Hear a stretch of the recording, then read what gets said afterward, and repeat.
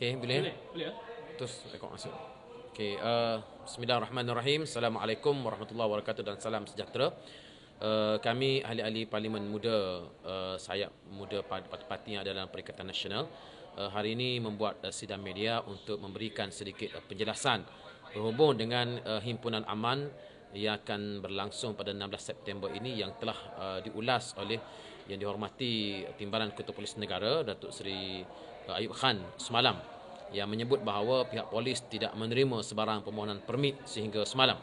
Jadi kami ingin menyatakan bahawa permohonan untuk mengadakan perhimpunan itu telah pun berlaku di antara perbincangan, telah berlaku di antara pihak kami dengan pihak PDRM bermula semalam, dan besok saya dengan YB Wan Faisal telah dipanggil ke IPD Dan Wangi untuk memberikan keterangan. Jadi kami akan menggunakan kesempatan itu untuk berbincang dengan baik dengan pihak polis supaya dapat memberikan kerjasama agar perhimpunan pada hari Sabtu ini dapat dilaksanakan dengan baik. Dan kami juga telah mendapat makluman supaya lokasi dapat dipindahkan ke tempat yang lebih luas.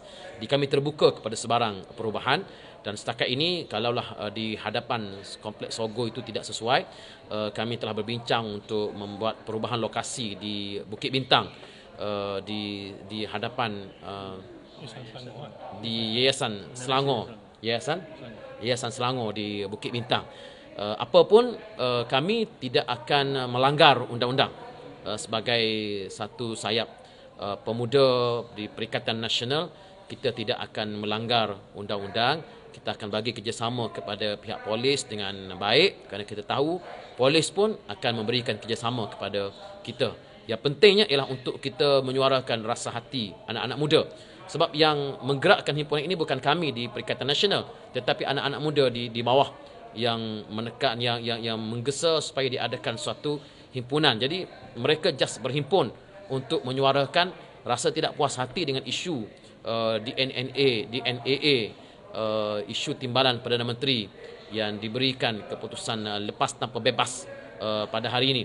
Dan kita telah menyaksikan bagaimana dalam sidang Dewan yang sedang berlangsung pagi ini pun heboh berkenaan dengan isu tersebut. Saya yakin bahawa rakyat Malaysia tidak dapat menerima keputusan ini, bukan setakat yang berada di sebelah pembangkang, bahkan di sebelah kerajaan pun tertanya-tanya, kenapakah isu ini tidak diselesaikan di mahkamah sendiri? Kalaulah Timbalan Perdana Menteri tidak bersalah, beliau boleh untuk membela diri di mahkamah, tapi itu tidak berlaku. Jadi rakyat melihat bahawa keluhuran undang-undang itu tidak, kedaulatan undang-undang itu sudah tidak dihormati dalam negara ini. Justru kami akan bersama-sama dengan anak-anak muda pada hari Sabtu ini, 16 September jam 2:30 petang di hadapan Yayasan Selangor di Bukit Bintang, insya-Allah. Jadi apapun, kita akan tunggu perbincangan dengan pihak polis. Sekali lagi saya ucapkan terima kasih kepada pihak polis di atas respon yang telah diberikan.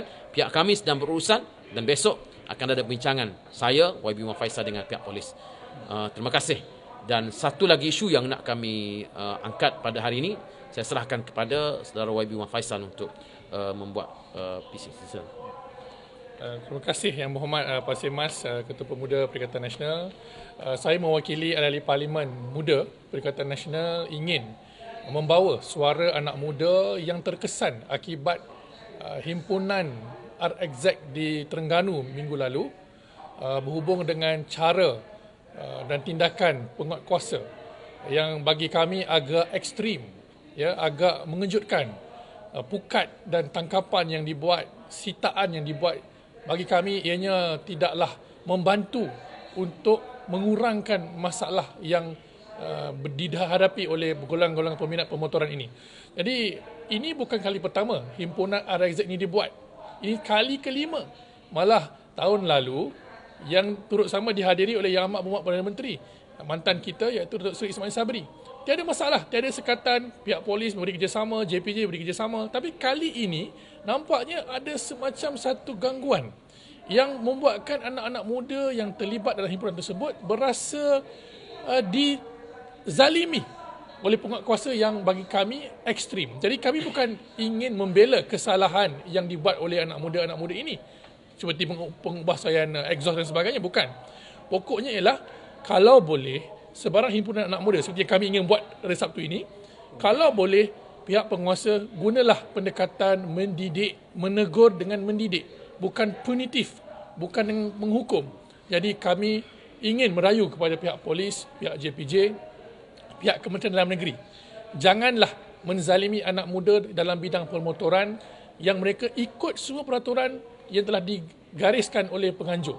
Ini kali kelima dan mereka rasa cukup gembira dapat membantu menaikkan ekonomi tempatan di Terengganu, ya, himpunan yang melibatkan ribuan anak muda, ia menjana pendapatan, pelancongan. Jadi kenapalah pihak berkuasa cuba menyekat mereka dengan cara sebegini?